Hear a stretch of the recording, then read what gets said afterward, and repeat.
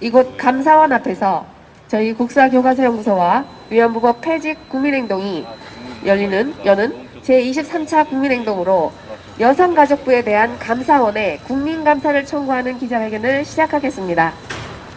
그리고 기자회견을 마친 후에는 바로 이어서 저희 국민행동의 김병현 대표님께서 작성하신 감사원 국민감사 청구서와 함께 그동안 저희 단체에서 모두 375명에 이르는 많은 분들께서 직접 서명으로 참여하시고 응원해주신 귀한 청구인 연명부를 감사원에 제출하는 시간을 갖겠습니다.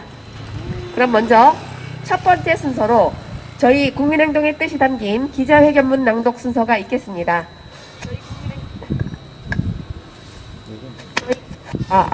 저희 국민행동의 김병헌 대표님께서 작성하신 기자회견문을 직접 낭독해 주시겠습니다. 낭독하겠습니다. 여성가족부의 위안부 보조금 지급 적정성 여부에 대한 감사원 감사 청구 기자회견문.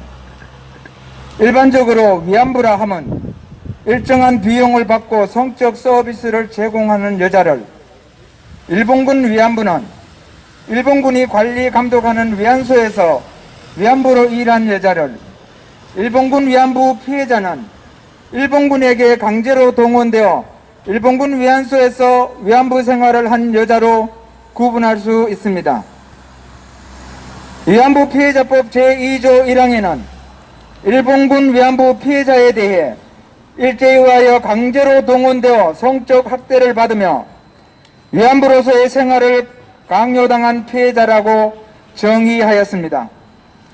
이 법에 따라 여성가족부에는 240명의 위안부 이력의 여인들이 소위 일본군 위안부 피해자로 등록되어 있습니다.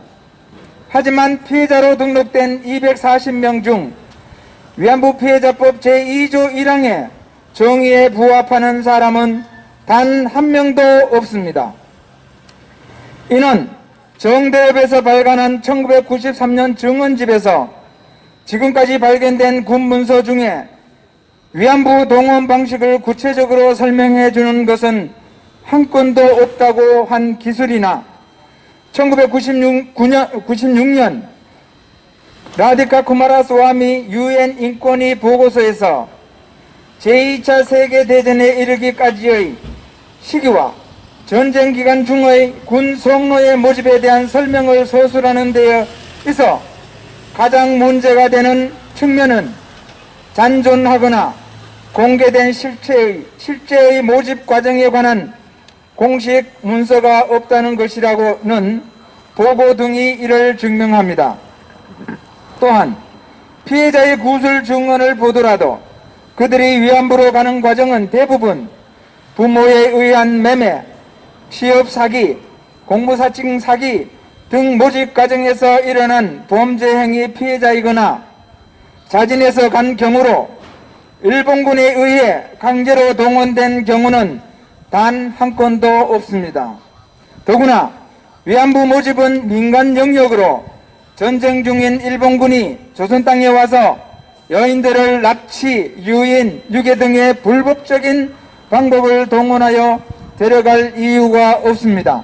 무엇보다 일본군 위안부의 민족적 구성비를 보더라도 과반수가 일본인 여성이었는데 유독 조선인 위안부만 강제로 동원되었다는 주장은 상식적이지 못합니다. 한편 위안부 피해자법 제4조 1항에는 일본군 위안부 피해자로 등록된 사람은 생활안정 지원 대상자 자격을 취득하여 국가로부터 생계급여, 의료급여, 생활안정지원금, 간병인 지원, 장제비 지원 등 각종 혜택을 받습니다. 이 법에 따라 피해자 240명에게는 국가에서 보조금을 지급했거나 지금도 지급하고 있습니다.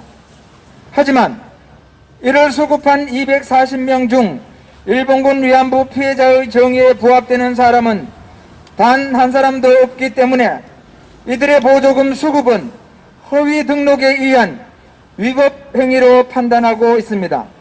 이에 본인은 피해자 중 1993년에 등록한 이용수와 1998년에 등록한 기론옥 두 사람을 지목하여 보조금 관리에 관한 법률 위반 혐의로 지난 1월 27일 종로경찰서에 형사고발한 바 있습니다.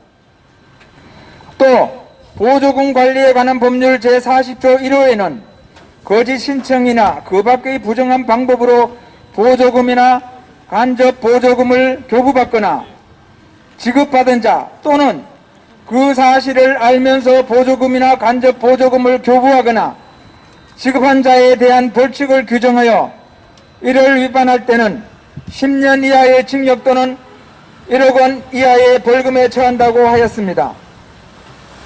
상기 이용수와 기론옥 양인의 보조금 부정수급이 사실일 경우 이들에게 보조금을 지급한 관계기관과 담당 공무원도 직무를 태만히 하여 국민의 혈세를 낭비한 책임을 져야 할 것입니다. 하지만 일본군 위안부 피해자 신고 및 등록은 1992년부터 최근까지 30여 년간 이어져 온 일로 정부 기관의 정보 접근이 용이하지 못한 본인과 같은 일반인으로서는 그 사실을 알면서 보조금이나 간접 보조금을 교부하거나 지급한 자를 적시하는 데 한계가 있습니다. 이에 240명의 피해자 중 이용수와 기론옥 양인을 일본군 위안부 피해자 허위 등록의 대표 사례로 지목하고 이들에 대한 보조금 부정 지급 혐의가 있다고 판단되는 여성가족부에 대해 375인의 청구인 서명을 첨부하여 국민감사를 청구하는 바입니다. 부디 감사원의 철저한 감사로 지난 30여 년간 이어져 온 위안부 사기극의 전말이 철저히 밝혀지기를 기대합니다. 2021년 2월 24일 국사교과서 연구소 위안부법 폐지 국민행동 감사합니다.